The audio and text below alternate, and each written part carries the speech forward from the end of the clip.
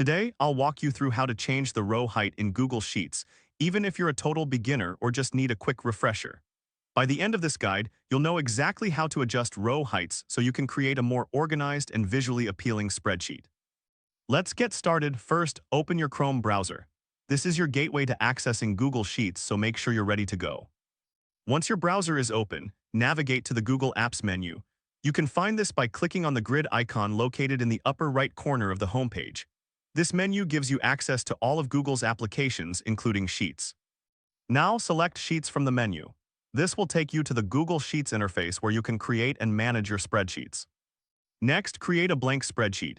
You can do this by clicking on the blank option or selecting a template if you prefer. A fresh canvas is essential for practicing our row height adjustments.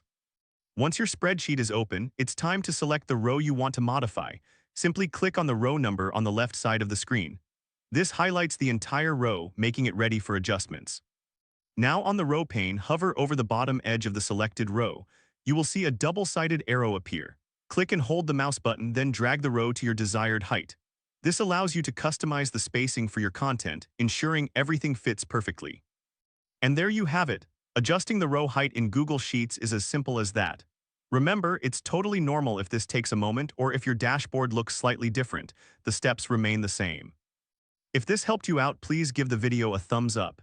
If you run into any issues, leave a comment below. Subscribe for more actionable guides. Thanks for watching.